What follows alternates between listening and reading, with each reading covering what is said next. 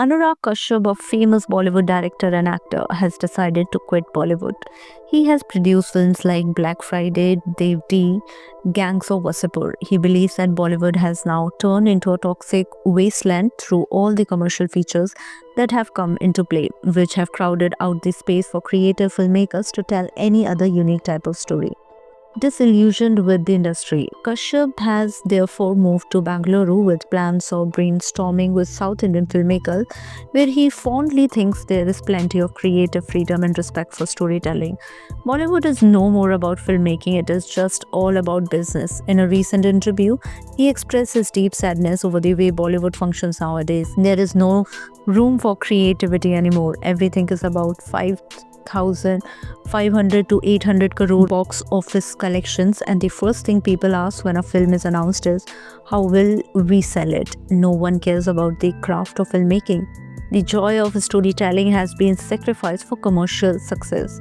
In his view, the shift to prioritizing money over content has raised roadblocks for filmmakers like Kashyap.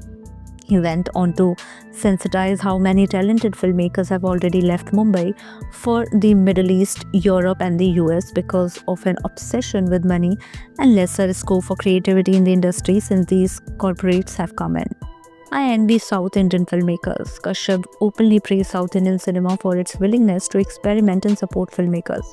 Filmmakers in the South take creative risks. They tell diverse and bold stories. In Bollywood, we just chase trends and copy whatever works at the box office. There is no originality left. This admiration for the South's storytelling culture has led him to consider working in the Tamil, Telugu, and Malayalam film industries, where he sees more respect for directors and creative minds. Bollywood treats writers unfairly. Kashyap also pointed out how Bollywood undervalues screenwriters despite constantly claiming that content is king. The first investor in my film is the writer. The entire movie is built on their ideas. Yet in Bollywood, writers are not paid until a big star is cast. That is completely unfair. If we truly believe in good cinema, we must start respecting and paying writers properly.